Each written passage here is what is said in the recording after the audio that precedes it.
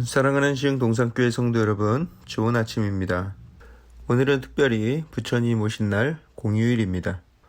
이날에 연등달로 절에 가는 분은 한 분도 안 계시겠죠? 간만에 가족들과 좋은 시간을 보내시길 바라겠습니다. 자, 2021년 5월 19일 수요일 시동을 위한 메시지 지금 시작합니다. 오늘 우리에게 주시는 하나님의 말씀은 잠언 10장 18절에서 32절까지의 말씀입니다. 잠언 10장 18절에서 32절의 말씀.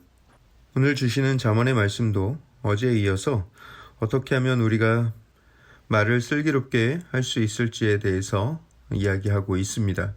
18절에 미움을 감추는 자는 거짓된 입술을 가진 자요, 중상하는 자는 미련한 자이니라 이야기하고 있습니다. 여기에서 중상하는 자는 근거 없는 말을 하는 자라는 뜻입니다. 더 정확히는 소문을 마구 퍼뜨리는 자라는 뜻인데요. 그런 사람은 미련하다, 실제 삶 속에서 바보 취급을 당하거나 만만하다라는 뜻이고요. 부끄러움을 모르고 근거 없는 말들을 마구 퍼나르는, 그러면서도 그 결국이 어떻게 될지 알지 못하는 그런 어리석음으로 살아가는 인생을 이야기하고 있는 것이죠. 또 19절에는 이야기합니다.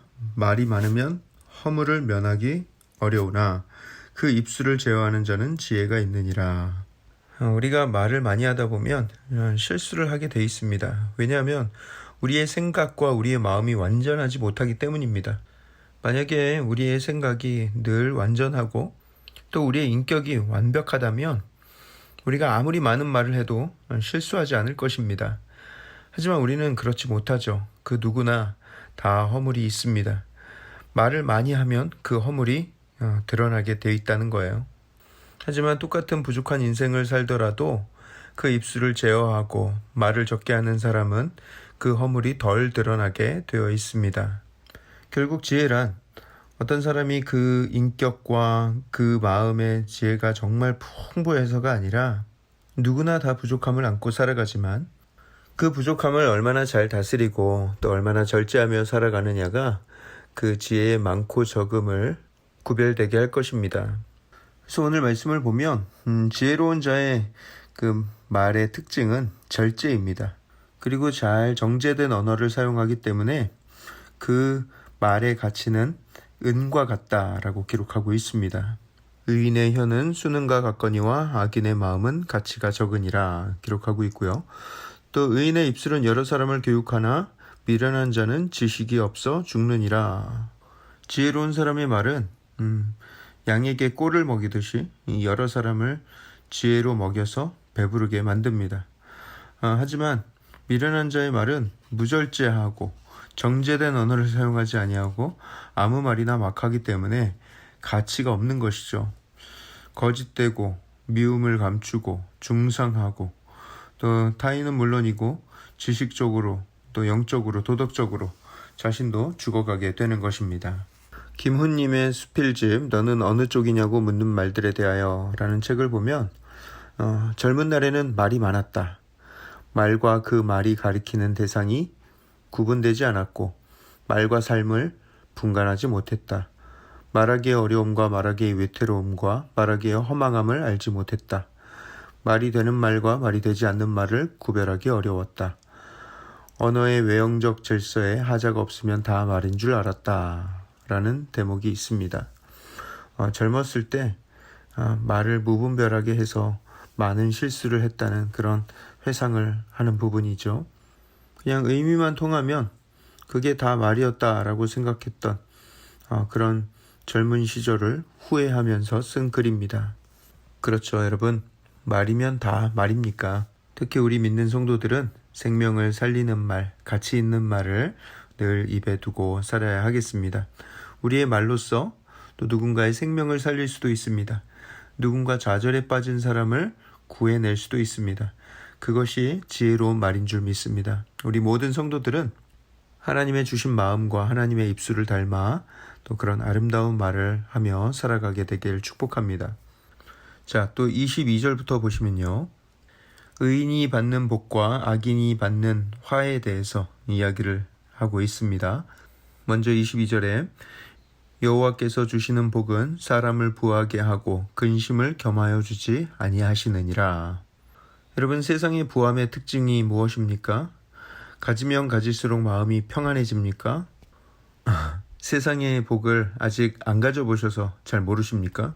하나님이 주시는 복이 아니라 세상적인 방법으로, 세상적인 술수로 쌓은 부는 언제 없어지지 않을까, 언제 빼앗기지 않을까 늘 노심초사하게 만드는 부입니다.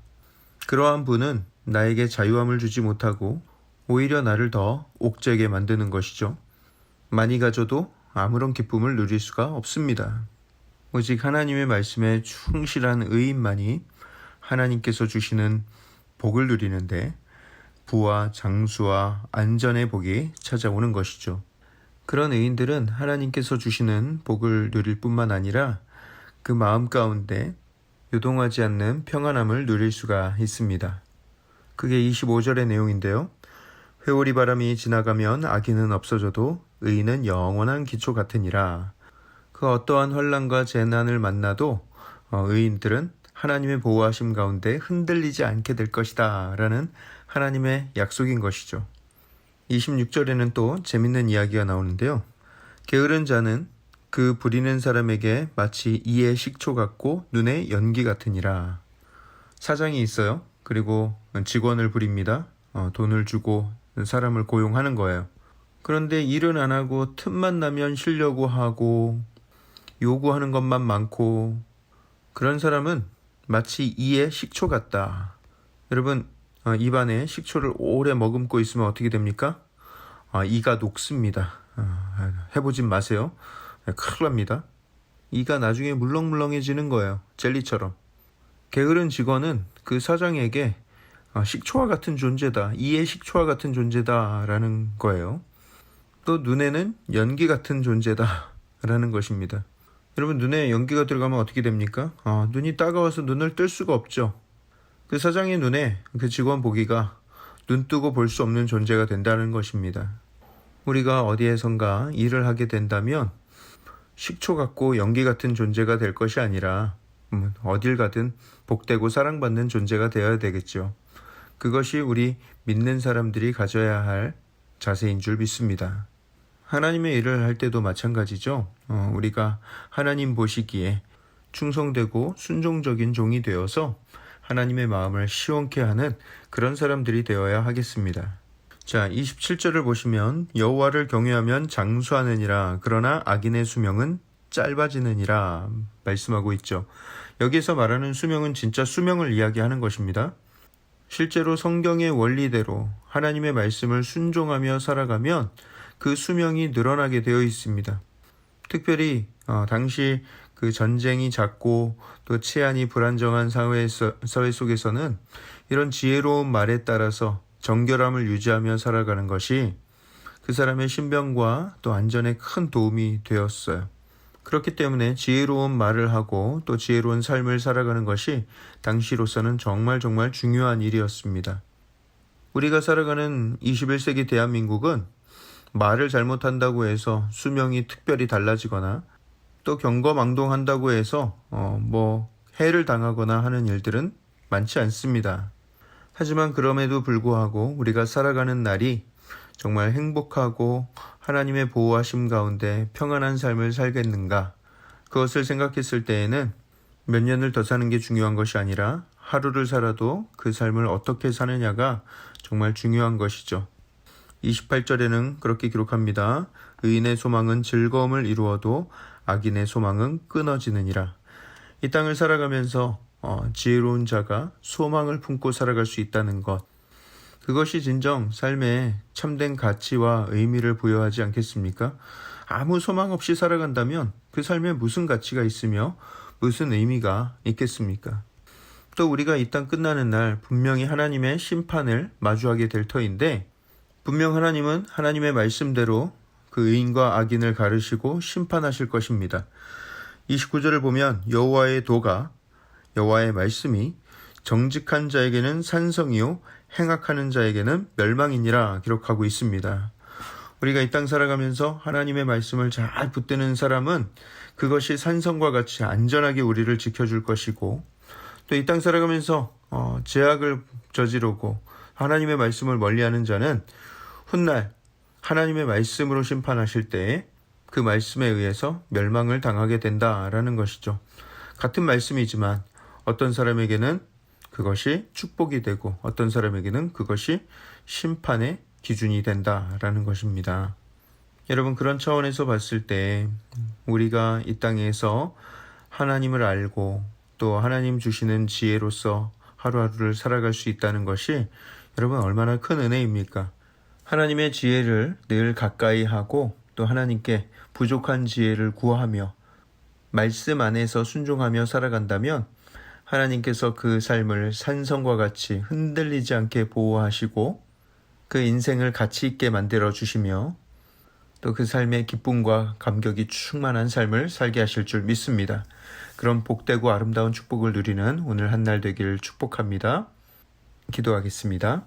사랑의 하나님, 하나님께서 우리와 함께 하시며 우리가 지혜가 부족할 때에 하나님께 구하면 하나님께서 늘 그 지혜를 공급하여 주시고 순간순간 우리의 입술에 할 말을 생각나게 하시고 또 우리의 가는 길을 밝히 비추어 주시니 감사를 드립니다.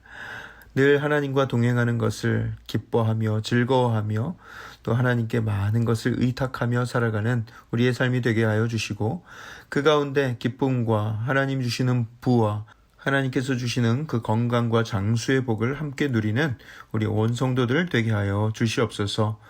귀한 한날 주심을 감사를 드리며 살아계신 예수 그리스도 이름으로 기도합니다. 아멘.